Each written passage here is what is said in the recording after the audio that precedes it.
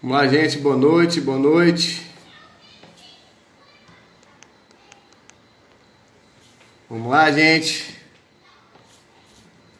Júlia, Alcântara, Afonso, Zetinha, Marcos Vinícius. Boa noite, pessoal. Doutora Tamires, Júlia, Leide. Boa noite, gente. Tá dando para me escutar bem aí? Anselmo, Luana. Boa noite, boa noite, boa noite, João Vitor. Tá dando para escutar aí, pessoal? Tá dando para escutar legal? Suyá, doutora Suyá. Boa noite, boa noite.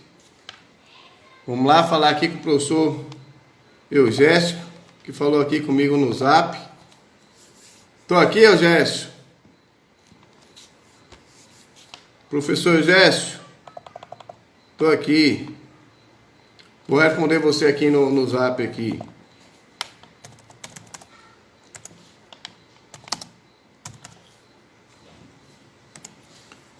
Professor Eugésio, vamos lá, gente. Eli Aquino, Ícaro, João, Leide. Boa noite, pessoal, boa noite. Anselmo. Tá dando para escutar aí, não tá, Anselmo? João, tá dando para escutar bem? Ícaro, professor Eugésio. Chegou o professor Eugésio. Vou botar o... Manda o convite aí, Eugésio.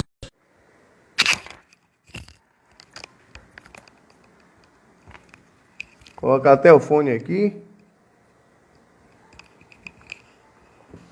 Alô, alô. Eli.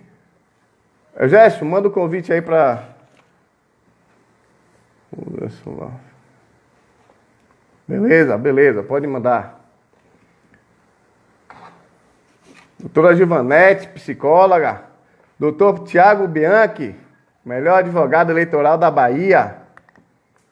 Boa noite, Givanete. Gostei de sua live ontem, hein? Doutor Diego. Eugésio, pode mandar o convite aí, viu? Já vi que você entrou.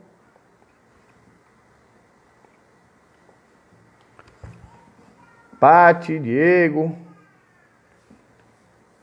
Boa noite, Thiago Bianchi. Vamos lá, vou fazer uma live com você, hein? Melhor advogado eleitoral da Bahia. Tamo junto, Bianchi. Você é sucesso, você quer sucesso, Bianchi. Você quer sucesso. Tal Machado. Luciana, doutora Luciana. Vamos juntos. Boa noite, gente. Vamos entrando. Tô esperando só o convite do professor Eugésio.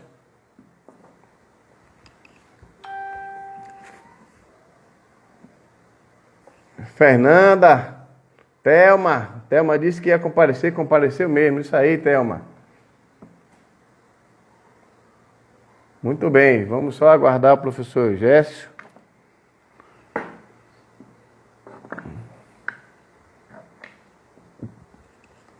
Boa noite, meus queridos alunos, como estamos nessa quarentena aí? Eugésio, quando você entra que você faz a solicitação, não? Deixa eu ver aqui se eu... Assim que você entrar, Eugésio, tem uma opção de você fazer o pedido lá.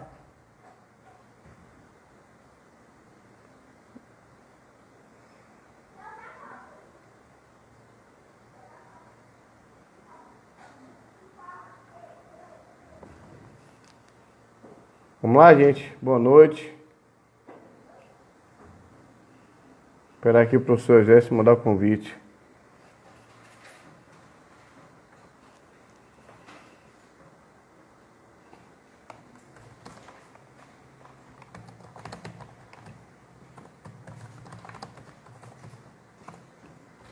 Diego, Sinara, minha orientanda, Fran, Manu, Galera boa, hein? Esperando aqui pro senhor Gerson mandar o convite aqui para aceitar. Carte, doutora Carte. Boa noite, boa noite. Boa noite, Carte. Boa noite, gente. Vamos lá, tô aguardando aqui pro senhor Gerson. O senhor Gerson tá on. Boa noite, Gabi. Natália, boa noite. Agora, professor Gerson aqui mandou o convite agora. Fazendo...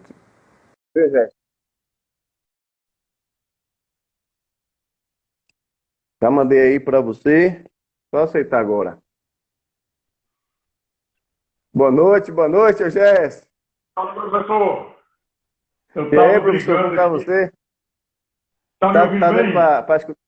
Tô. E você tá me ouvindo bem também? Estou ouvindo bem. Deixa eu só ajeitar aqui. Agora Espera aí que a gente... deu uma travada agora aí. Boa noite todo mundo. Travou um pouco aí, Gerson. A, Não sei a- se eu acho que deu uma travada, mas voltou.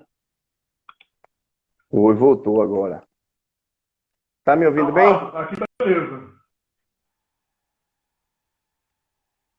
Pronto, vamos lá. Podemos começar ou quer aguardar um pouco o pessoal aí se adaptando aí, entrando na live? Nandinha, boa noite, Nandinha. O pessoal tá entrando, hein, Gerson?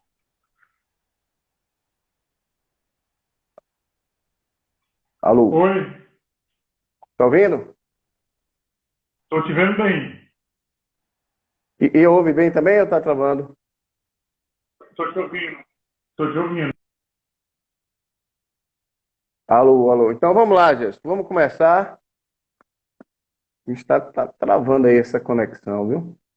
Aí está como estava na live de Alci ontem. No começo travou e depois que fluiu. E agora? Tá beleza? Agora deu uma estabilizada. Deu uma estabilizada agora. Deu estabilizada. Tá tranquilo? Tá bom, então Pronto. vamos, E aí, vamos começar professor? a nossa Beleza, live. Matheus? Tranquilo? Beleza, Oi, professor todo Gerson, e mundo. você? Como é que tá aí Bora, em deixa eu só Minas? falar contigo aqui. Tudo Pode ficar à tranquilo. vontade. Deixa eu só convidar a galera aqui para te marcar no Instagram. Deixa eu só, Convida fica aí. bonito aí tua foto. Vamos lá. Só para convidar o Vamos pessoal chamar o e te pessoal. marcar, porque eu estou no seu e a galera vai entrar aqui.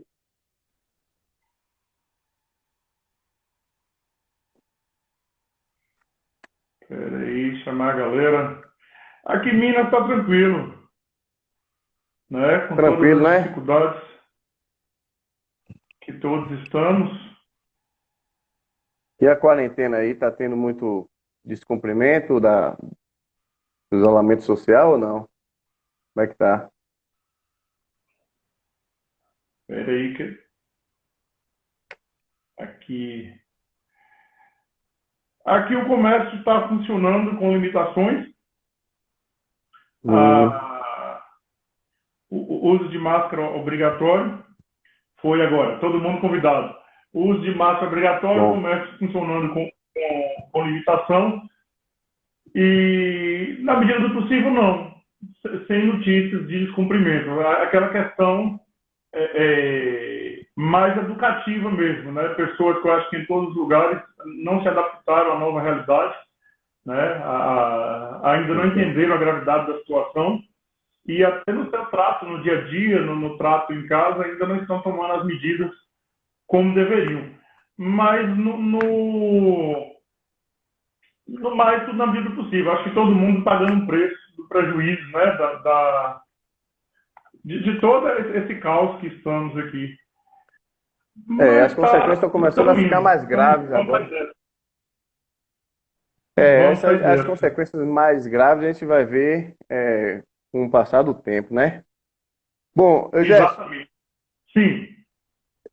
primeiro, eu gostaria de deixar registrado aqui, a forma com que você recebeu esse convite, tá? Dessa live. Eu devo dizer para você que eu estou, é, como eu lido com os alunos ao final do curso, né? A partir do sétimo semestre, então eu tenho alunos do sétimo, assim como você também, né? Sétimo, oitavo, nono e décimo. Então, a gente pega aí, eu pego os alunos já no final do curso e eu consigo perceber, Gerson, a apreensão desses estudantes e ao momento em que vão exercer a sua atividade profissional, quer seja advocacia, quer seja aí quem for atuar no serviço público, prestando concursos, delegado, promotor, juiz, enfim, eu percebo uma angústia muito grande desses alunos. O que aconteceu também comigo quando eu me formei, o que possivelmente aconteceu com você também quando você se formou e foi iniciar a sua carreira profissional, é uma insegurança muito grande. É uma insegurança muito grande e eu venho percebendo isso ao longo do semestre, os alunos procurando a gente para poder socorrer, de fato. Poxa, professor, amanhã eu vou fazer a minha primeira audiência, eu estou desesperado, como é que eu devo agir? Amanhã eu vou para a delegacia pela minha primeira vez, como é que eu devo me portar? Pô, com esses anseios dos alunos, eu venho percebendo a necessidade de a gente tentar acolher de uma forma, né, mais didática possível, para que os alunos consigam se sair bem nas primeiras aí, atuações profissionais. O que é que eu tenho feito de alguns meses para cá? Estou fazendo muitas lives, abordando justamente, e também gravando vídeos, abordando esse início da atividade profissional. Obviamente, sobre a minha ótica da advocacia, e fiz uma live da primeira audiência, estou fazendo uma live agora com você, que não tinha uma pessoa melhor para abordar a primeira audiência na delegacia, não tinha um professor melhor para abordar esse tema que o professor Eugésio. Eu gostaria de deixar registrado aqui, gente, publicamente, a forma com que o Gerson recebeu o convite. Professor Gerson, gostaria de te agradecer de antemão. O seu carisma, a forma que você recebeu o convite. Não, Matheus, vamos fazer, sem sombra de dúvida, é só você marcar o dia, o horário e tal. Então, a sua acessibilidade, o seu carisma e a sua forma de receber o convite me impressionou bastante. Aliás, não tinha dúvida já, pela convivência que eu tive com você, da forma que você iria receber esse convite. Então, não me surpreendeu. Muito obrigado aí, agradeço não só por mim, mas pelos alunos que vão acompanhar essa live, tá? É um início da carreira profissional de cada um, a gente entende as peculiaridades, as aflições dele, tá?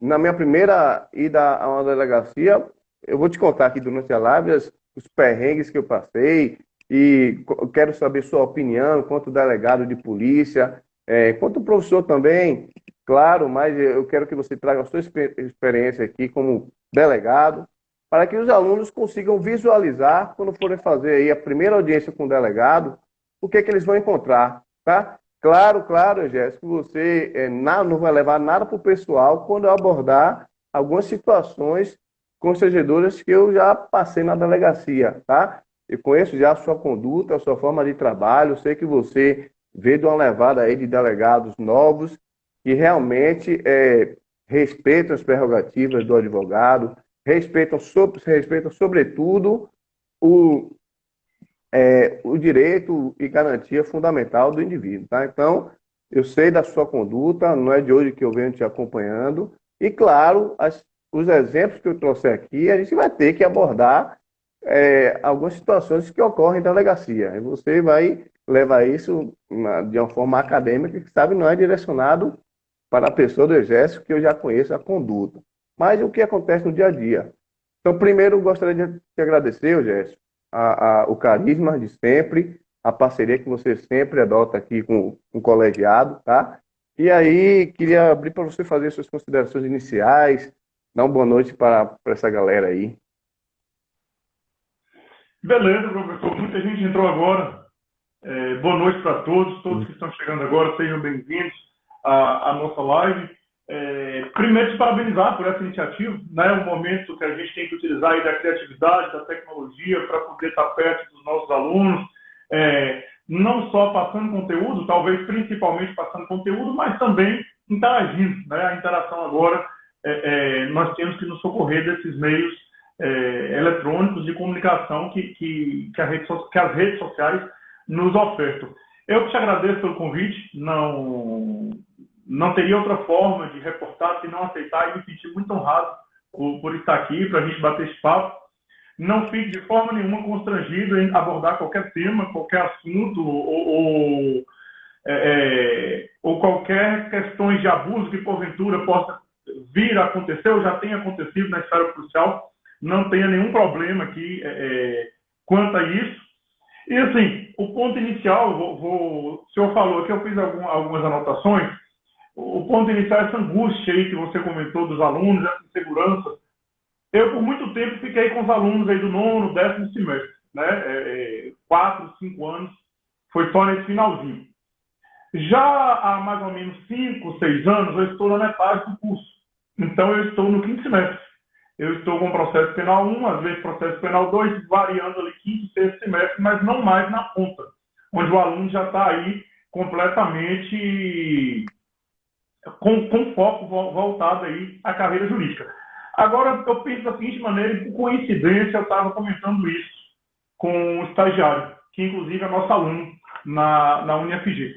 A angústia, essa sensação de angústia, essa sensação que não vai dar certo, essa sensação que eu não vou conseguir, eu acho que isso é o primeiro ponto positivo.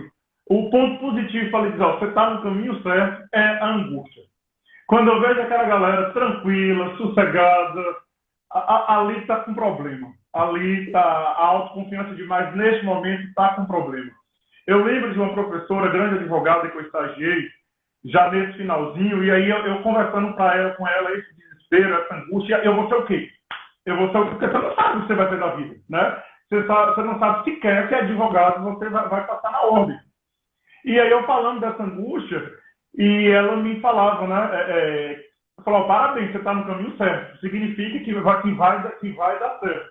Então, assim, vamos trabalhar, sim, esses anseios, principalmente aqui no foco na polícia judiciária, na atividade entre advogado e delegado. Mas antes de eu te devolver a palavra, vamos estabelecer uma premissa aqui, que eu acho que ela é importantíssima para esse debate.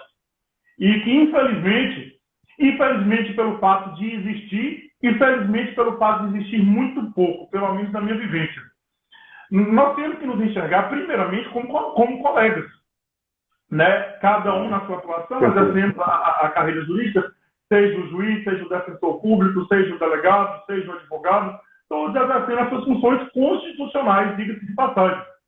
Infelizmente, em alguns casos, o profissional ele acha que ele está ali numa batalha pessoal, numa guerra pessoal, e que aquele é o último caso da vida, né? Que vai ter vencedor e vai ter vencedor. Tem gente que acha que quando eu peço uma prisão preventiva que o juiz defere, eu sou vencedor, e quando o juiz indefere, o advogado é vencedor.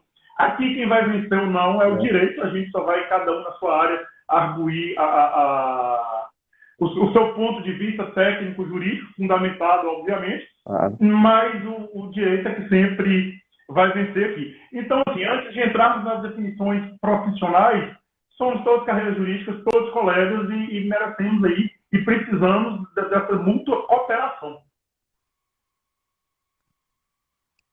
Beleza, professor Gerson. Não esperava outra resposta sua. Realmente já foi já o que eu previa. E vamos começar então. Vamos começar. Gerson, eu formei.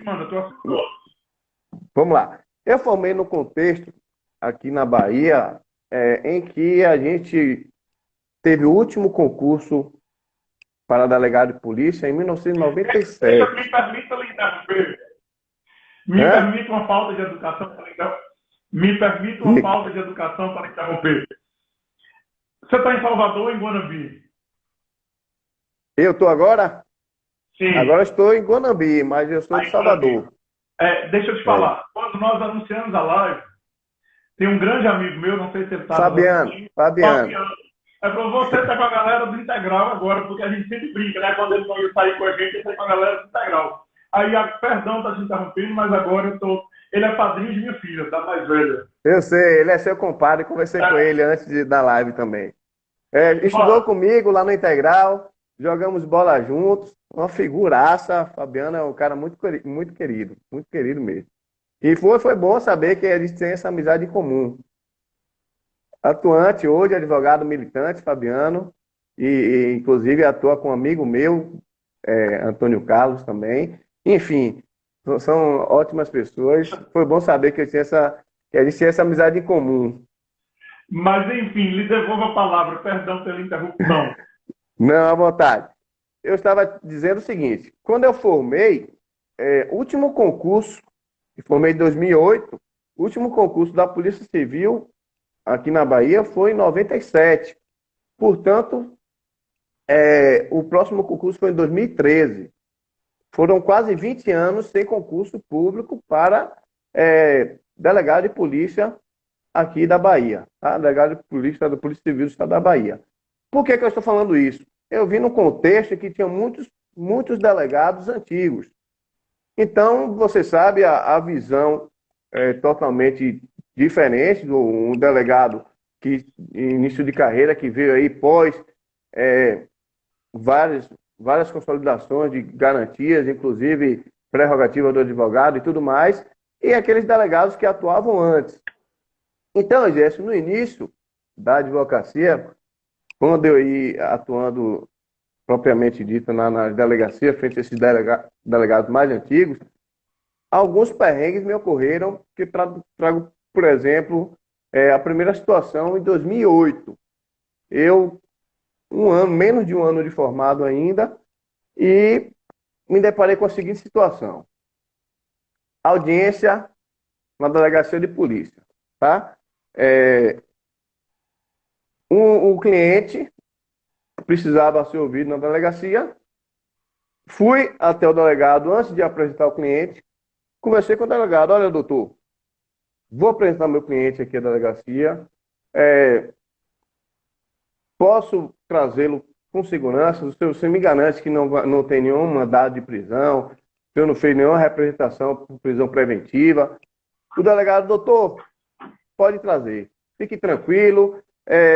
Não representei pela prisão do seu cliente. Pode trazê-lo e tranquilo, pode confiar, tudo mais. Beleza. Ligo para o meu cliente, olha, vou te apresentar na delegacia hoje, tal hora, né? Vamos supor 14 horas. Beleza, pego o cliente, vou apresentar a delegacia para que ele seja ouvido e o inquérito prosseguir. Professor Gércio, durante esse interrogatório, o delegado estava representando pela preventiva. E aí ele fez a representação enquanto a gente estava começando ali o interrogatório e tudo mais. O que é que aconteceu? Por minha sorte, o estagiário lá da Vara Crime me conhecia, tá? Era uma pessoa que tinha estudado comigo na faculdade e tudo mais, e entrou em contato comigo, que ele já sabia que esse cliente estava comigo, e me avisou, Matheus, esse cliente, o delegado representou agora pela preventiva do seu cliente. Bom, o que acontece? Eu sabendo daquela informação, doutor, acabou, eu estive aqui, meu cliente não tem mais nada a declarar, não vai dar para continuar e tal, eu vou sair com o cliente. Ah, doutor, por quê? A gente está começando aqui interrogatório, né? Doutor, o senhor me garantiu que não ia representar pela preventiva hoje e o senhor está fazendo isso concomitante ao interrogatório. E aí, data vênia, isso não se faz. Saí com o cliente. Por sorte, eu fui avisado. Outros colegas com esse delegado não tiveram a mesma sorte, levaram o cliente para a oitiva e o cliente dali ficou preso. O que eu quero dizer com isso? Dá para ter, Gerson, dá para ter uma relação de confiança advogado e delegado, na medida do possível. O que você acha na experiência de advogado, de delegado de polícia? Matheus, infelizmente isso acontece, e você está falando aqui, vamos passear no direito civil, depois a gente volta para o processo penal. Aqui a gente tem que chamar os deveres anexos do contrato lá do direito civil e, independentemente de qualquer situação, independentemente da finalidade do instrumento, do objeto, a gente vai ter que falar aqui na boa-fé, na ética, na honestidade, na mútua relação. Travou aí? Tá me ouvindo? Tá beleza. Tô. Ótimo. Tá me ouvindo? Tô, pode prosseguir, tá ótimo. Tá fluindo normal. Aqui deu uma travada, mas tá beleza, né? Então, assim, Tá. isso é uma questão de... Isso é uma questão de ética. O que acontece? E isso, por coincidência, eu tive duas situações essa semana, não situação minha específica, porque eu estou até de férias, mas situação de orientação. Porque é o seguinte, graças a Deus eu nunca tive esse problema. Obviamente, quando você representa por uma prisão, a finalidade da prisão, seja para assegurar o processo, seja para assegurar a investigação, para eu ter a eficácia dessa medida cautelar, eu vou precisar garantir o sigilo. Eu vou precisar ter o sigilo. Claro. Eu não vou ligar para o advogado e falar, doutor, estou com mandado de prisão do seu cliente, traz ele aqui amanhã. Não vou fazer isso, porque a medida está sob sigilo.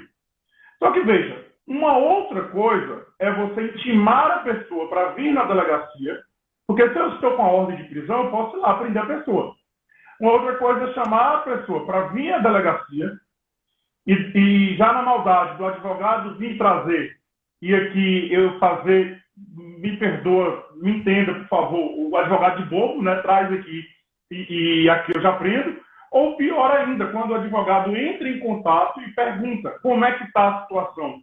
E aí você fala, não, pode vir tranquilo. Isso antes da gente entrar no ordenamento jurídico, nas normas expressas, eu acho que aí já vai para uma questão principiológica, que já é uma quebra de confiança, já é uma quebra de ética.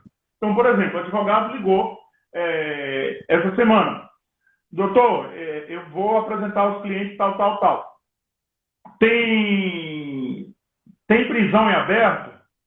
Em algumas situações é difícil você chegar e falar sim ou não. Mas você não vai dizer traga que não tem. Eu posso conversar contigo, doutor, o processo está em sigilo, o inquérito está em sigilo, as medidas cautelares estão em andamento, estão em sigilo. Fica a seu critério trazer ou não. Ou então, como eu gosto de fazer, até este instante que nós estamos conversando, não tem. Não tem. Porque aí o advogado chegar para apresentar, tendo ajustado isso antes. Porque, veja, essa apresentação ela pode ser, inclusive, a quebra de um dos requisitos do artigo 311 para preventiva. O sujeito ele pode demonstrar a disposição da investigação. Então, antes da gente entrar na questão de regras, eu acho que essa quebra de boa conduta, quando está pré-ajustado, veja que eu estou falando quando dá a confirmação. Nada impede do advogado chegar com o cliente na delegacia e, por infortúnio, ter o mandado de prisão e ter que cumprir. Aí não tem jeito. O que eu estou falando aqui, que eu acho uma quebra de dever ético, é ajustar, falar, pode vir que está tranquilo, até esse momento não tem, quando na verdade já está na reserva vital de fazer com que o advogado traga o cliente para poder efetuar a prisão. Então, isso, na minha opinião, essa conduta, não vejo ilegalidade, mas vejo uma violação ética do profissional que atua nesse sentido. É isso, vejo uma violação ética nessa direção. Por coincidência, aconteceu 2 casos dessa semana que demandaram situações desse tipo. Mas outro ponto que o senhor estava abordando a questão do senhor não é porque é velho, nem formalidade não, viu? Às vezes é muito mais por costume. Mas eu sei que você é você, e a gente está de boa. Tá de boa, A visão arbitrária da investigação, né, a gente pode explorar isso, talvez esse seja um outro ponto, mas você fez a comparação aí desse período na Bahia que ficou sem delegados. Obviamente que não é uma regra de falar, é delegado com mais tempo de serviço, é arbitrário. Não há essa regra. Né? Mas, claro que não. Infelizmente, isso até eu estava discutindo ontem com o professor Alci, tem ainda um ranço muito grande de que de que sem a arbitrariedade não tem eficácia. Tem pessoas, infelizmente, tem colegas, inclusive tem colegas novos, assim como tem colegas antigos na iminência de aposentar com atuação altamente garantista, como também colegas novos com atuação de violação de direitos. Mas existe, infelizmente, um ranço ainda de que, para ser eficaz, tem que ser arbitrário. Para ser eficaz, tem que ser uma visão instrumentalista, a todo custo. E eu acho que foi esse nosso bate-papo de ontem, que é completamente possível fazer aí esse jogo de proporcionalidade, combinar a garantia de direitos, mas também a finalidade da investigação, que é colher os elementos de autoria e de materialidade delitiva.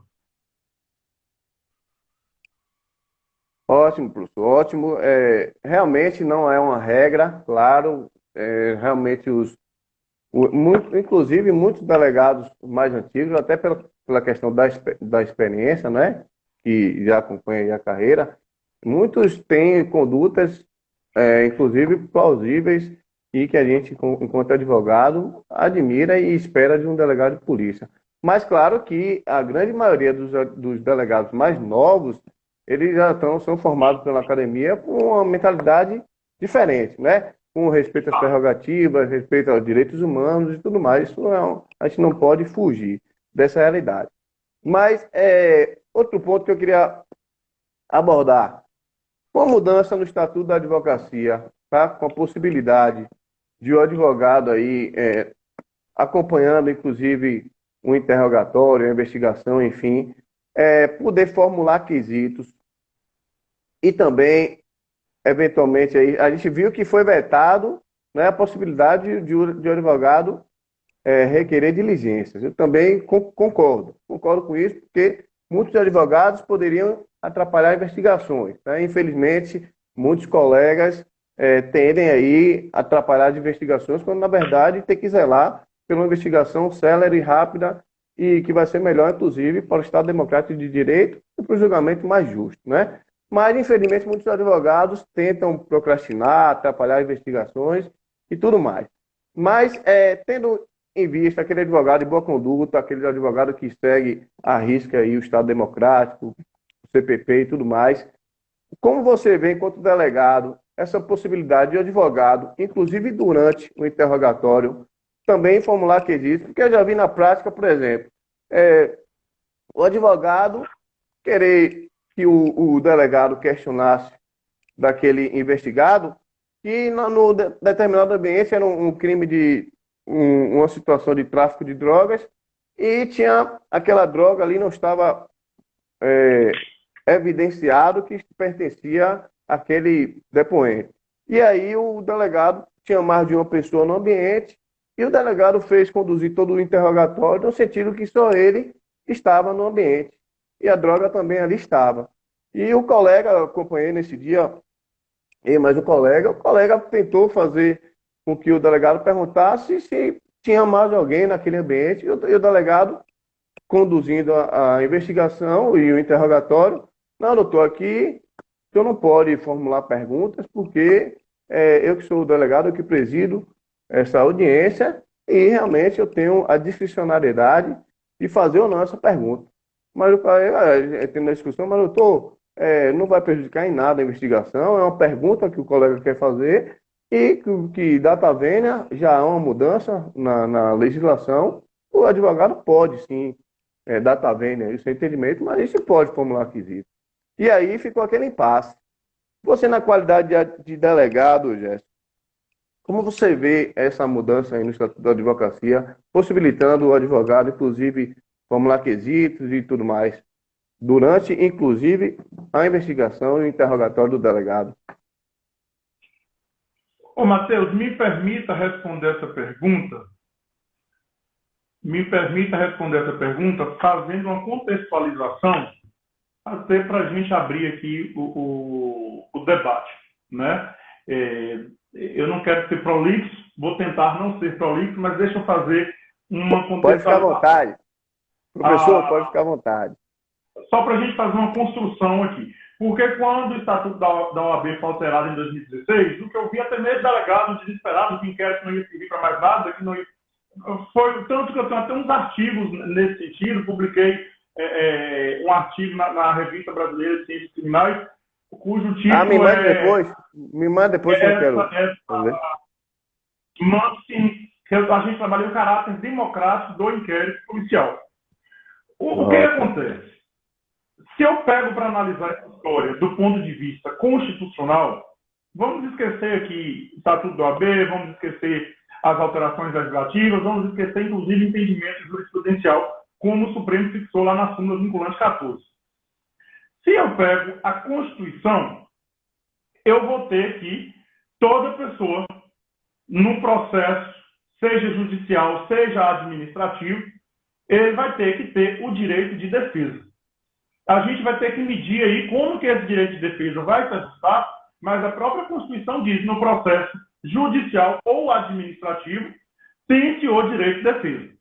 Não quero entrar na discussão se o inquérito é um procedimento administrativo, se é um processo administrativo, porque tem discussão aí para todo gosto, mas o que importa a gente saber é que vai ter uma sequência de atos públicos, uma sequência de atos administrativos, que podem, inclusive, cercear direitos fundamentais do sujeito.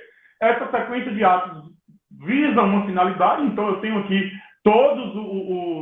preciso cumprir todos os elementos do ato administrativo, e, por via de regra, eu acho que o primeiro raciocínio que eu preciso entender aqui é o seguinte: a Constituição, a partir de 88, está me dizendo que todo mundo vai ter que ter a defesa no processo, seja ele judicial ou administrativo. O inquérito está no âmbito administrativo, mas é um processo ou um procedimento.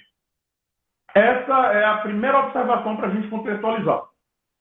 A segunda observação, eu vou retroagir.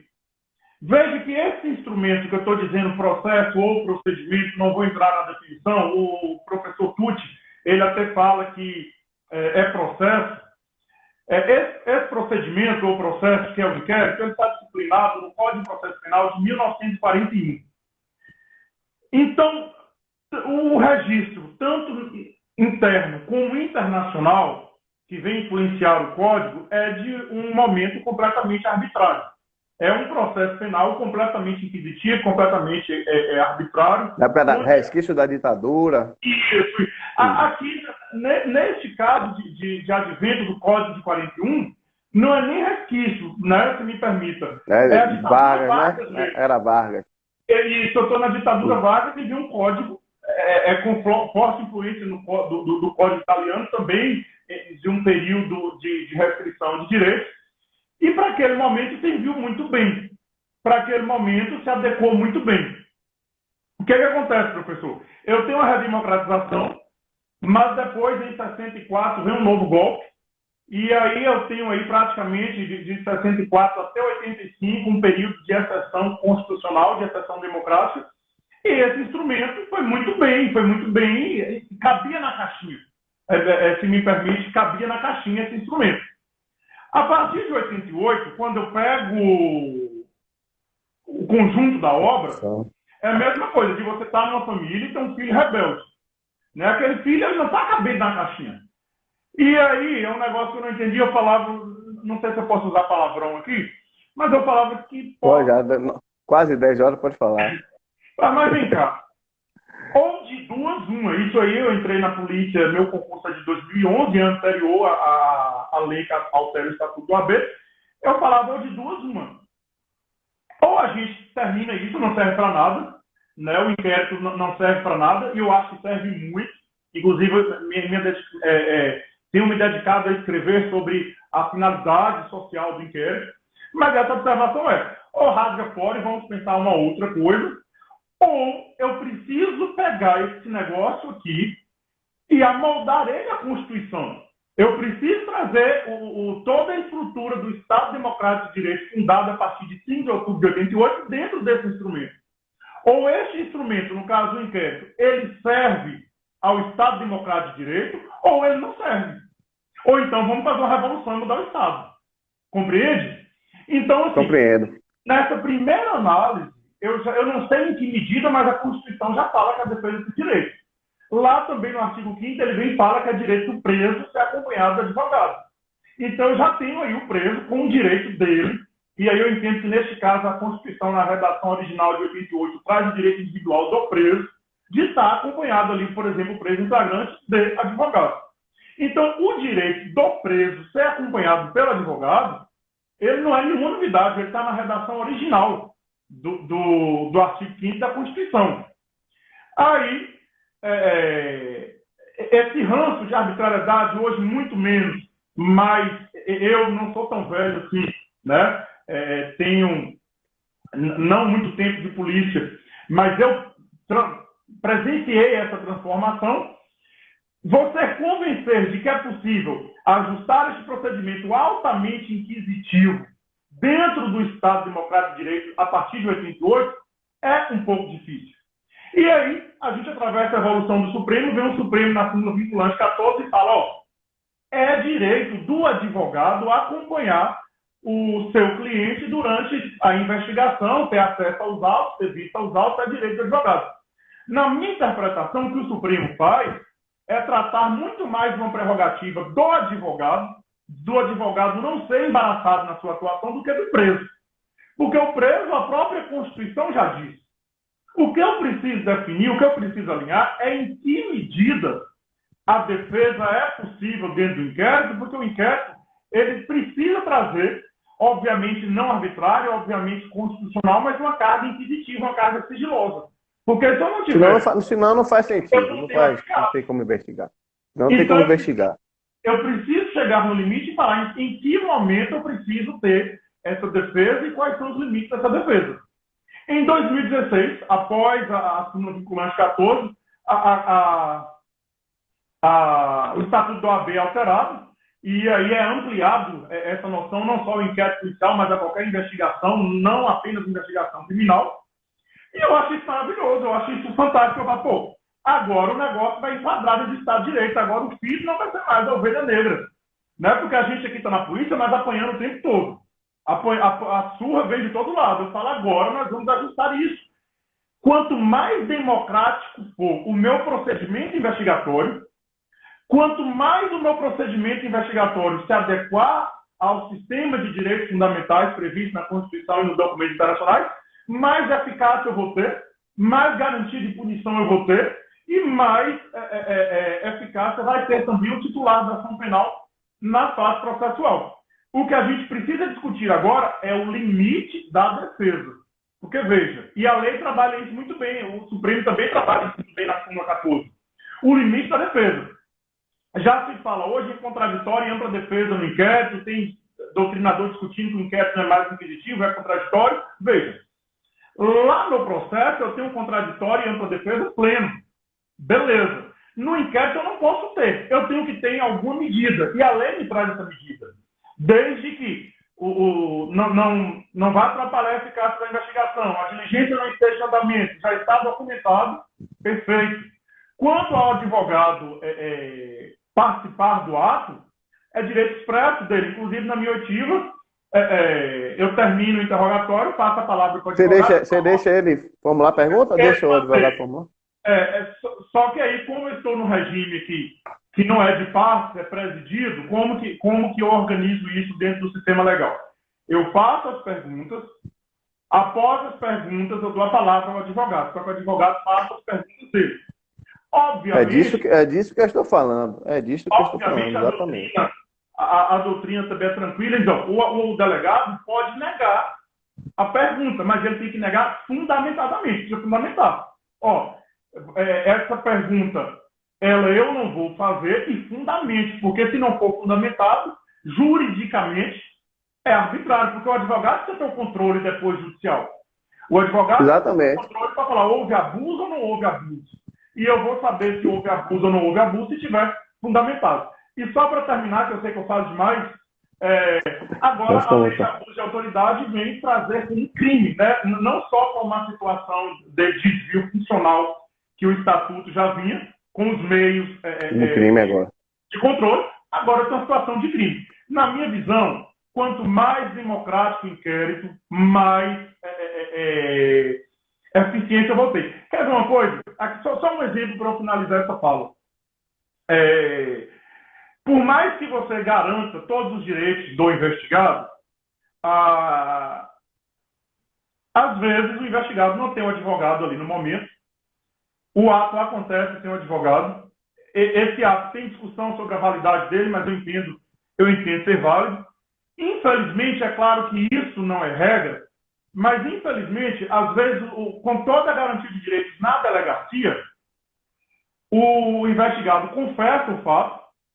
Quando ele chega na fase judicial, que ali ele está acompanhado de advogado, isso não é regra, isso é exceção, mas existe, o advogado orienta ele falar que foi torturado, ele falar que foi obrigado a confessar na delegacia, que Por isso que é até aquele melhor ter o advogado depoimento. desde a fase investigativa. Então, se o cara vai confessar, eu falo, não tem advogado, arruma advogado. Vamos arrumar advogado, vamos ver assistência, porque, veja, o Para advogado, depois não arguir que foi.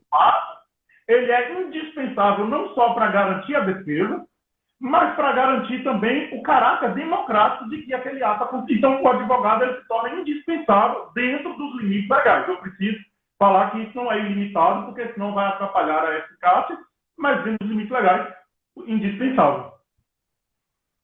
Inclusive, Gerson, o delegado que tem essa visão, permitindo o caráter aí democrático do inquérito e tudo mais, faz com que também possa até, em um dado momento, auxiliar na investigação. Claro, o advogado, na maioria das vezes, no afã ali de defender o seu cliente, ele vai tentar aí dificultar a investigação. Mas eu já vi casos concretos de o próprio advogado auxiliar na investigação, trazendo, doutor, peraí, o senhor está seguindo uma linha de raciocínio, uma linha de investigação, mas vamos lá, talvez se o senhor investigar também determinada pessoa, o senhor vai perceber que realmente a autoria, embora tenha materialidade do fato, mas a autoria não está comprovada e, de repente, essa linha de investigação pode ser útil também para a sua investigação de fato, eu já vi o delegado com o quesito do advogado ele acabar mudando a linha de investigação e chegar na autoria do fato que ele pensava que não era, entendeu? Então, a possibilidade do delegado, o delegado de polícia que tem essa visão que você tem, que muitos delegados que eu conheço, são amigos meus, têm também, de possibilitar a atuação do profissional da advocacia, inclusive formulando quesitos e tudo mais, muitas vezes auxilia a própria investigação, ou para o delegado chegar em uma autoria diferente da que ele estava investigando, ou para o delegado ter certeza. Tá vendo, doutor? Viu que realmente foi ele que foi realmente o autor do delito e tudo mais. Então, louvável aí, Eugênio, essa sua razão de atuar nesse quesito, tá? Que realmente, enquanto advogado, trago aí a voz da advocacia, a gente aprecia muito o delegado que atua com esse pensamento, o pensamento da democratização, de possibilitar realmente todas as garantias ali asseguradas não só ao cliente, aquele investigado, mas também ao profissional que ali está atuando, tá? Veio fazer uma provocação, no bom sentido, claro, tá? Eu, Gerson, Fique à vontade. aquele delegado que infelizmente, não é raro, aquele delegado que torna aquele cliente incomunicável. Qual a sua opinião sobre isso? Já te trago um exemplo que ocorreu comigo, lá em Salvador. A mãe do cidadão me liga, fala, doutor Matheus, meu filho vai ser ouvido agora na delegacia e preciso de um acompanhamento de um advogado, tal. Pronto, peguei a procuração, fui realmente para acompanhar essa oitiva. Chegando lá, Jéssica, pasmem, o delegado, isso já tem uns 5 anos já, 5 ou 6 anos.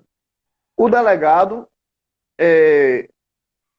não deixou ter acesso ao cliente. Tá? Enquanto ele estava conversando lá com o cliente, já estava interrogando o cliente, os policiais conversando comigo, não, doutor, ele não foi ouvido ainda, só vai ser ouvido mais tarde, porque o delegado não chegou e tal. Enfim, deixou o cliente incomunicável, em que pese Constituição Federal, Estatuto da Advocacia e outras também matérias específicas legais proibirem. Isso acontece, infelizmente, ainda com certa frequência. Na qualidade de delegado, claro que enquanto advogados nós temos as medidas judiciais cabíveis, requerer nulidade daquela oitiva, requerer a partir daquele ponto ali que não seja mais considerado, que seja feita uma nova oitiva e tudo mais. Na qualidade de delegado, Jéssica, eu sei que você jamais praticaria esse ato, mas um colega praticando, você acha que a melhor conduta, a melhor forma de realmente resolver aquela situação sem exaltação de ambas as partes, seria o próprio delegado retroceder, o que é difícil acontecer, ou realmente aí impossibilitar que pedir para o advogado tomar as consequências dele legais? O que você acha na sua visão de delegado? Porque, infelizmente, nossos alunos que estão nos assistindo vão, dado o momento da sua atuação, se deparar com essa situação, tá? Principalmente quando a mídia influencia, quando tem aquele afã também populacional, e aí o delegado acaba se influenciando e começa uma conduta dessa. O que você falaria para nossos alunos que nos assistem agora? Beleza, Matheus. Deixa eu só dividir aqui, porque você pontuou algumas observações, e eu acho que elas vão se entrelaçar. O que acontece? O que nós estávamos falando, do advogado fazer quesitos ou fazer perguntas, eu acho, inclusive, que a gente deve ir além. Né? Acho não, a lei também trata isso. Inclusive, o advogado peticionar indicando testemunhas, ou peticionar indicando uma perícia a ser realizada, ou peticionar fundamentando por que o delegado não deve indiciar, né? Uma fundamentação jurídica. Obviamente, não vincula o delegado, ele pode rejeitar fundamentadamente ou acatar sempre fundamentadamente. E um fato que me ocorre, para a gente conversar esse tema, que muito mais da minha experiência pessoal como delegado do que de experiência teórica acadêmica, é o seguinte: isso daqui eu posso falar nessa base empírica e com base na minha vivência prática, com toda certeza, mas veja que aqui é só vivência, tá? Aqui não é nada científico. O que aí acontece, Matheus? O advogado está ali no inquérito policial, obviamente vai montar a estratégia de defesa dele, a estratégia de como o cliente vai proceder. Obviamente ele vai estar ali para exercer os limites da defesa. Mas o que acontece, Matheus? Eu penso que tanto o advogado como o delegado nem sempre eles estarão antagônicos. O inquérito ele não é unidirecional, falei isso.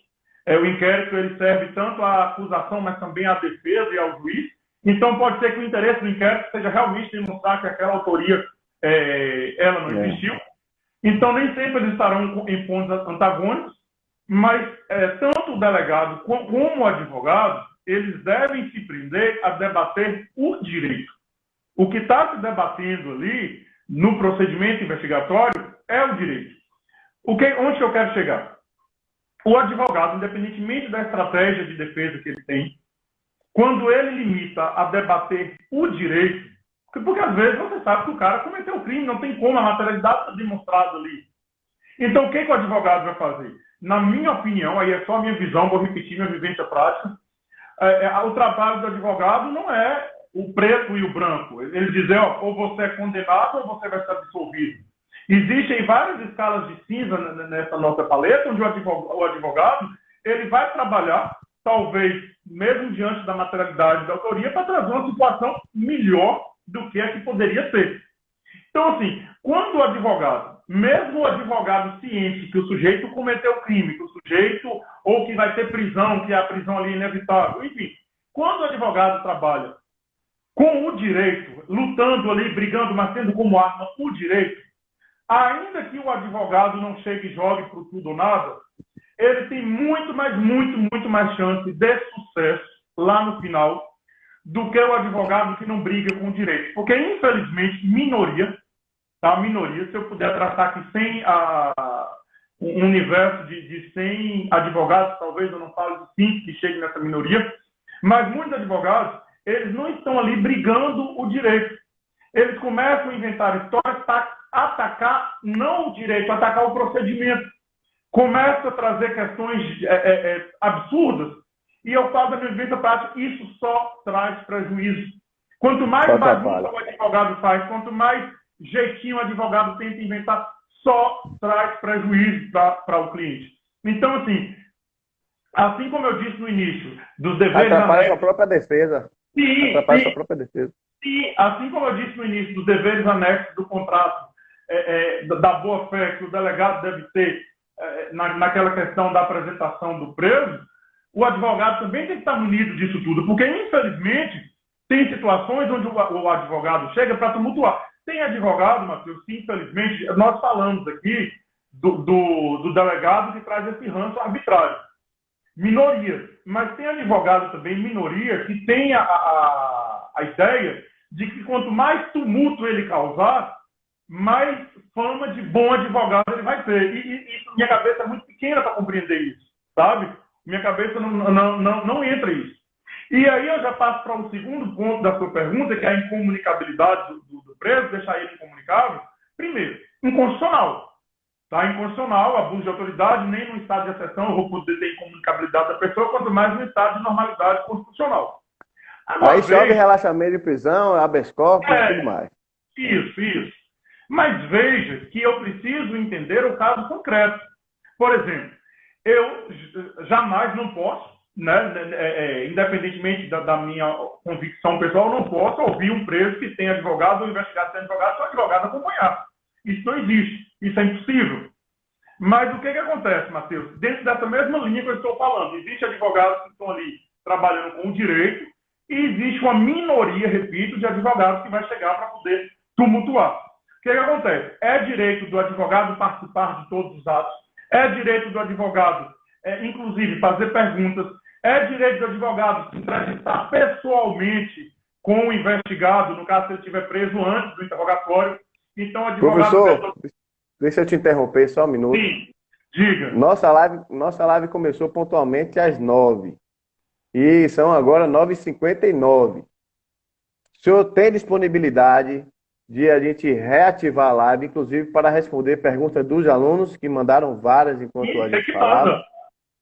Pronto, então eu vou fazer o seguinte, para o Instagram não derrubar a gente, aí eu vou fechar e aí a gente vai abrir você finalizando essa resposta da incomunicabilidade, tá? Beleza, e aí a gente abre para as perguntas dos nossos alunos e aí colegas também, advogados, que eu já vi que tem vários presentes, e aí a gente faz isso, tá certo, Juliano? Perfeito. Então eu vou finalizar agora para salvar a live e vou abrir de novo. Gente, vocês retornem aquelas perguntas, eu vi que Sinara fez perguntas, várias pessoas fizeram perguntas. Retome as perguntas, por favor, que eu vou ter que finalizar a live para eu Gerson aqui, respondermos, tá certo? Só um minuto, viu, Gerson? Você chama novamente. Perfeito.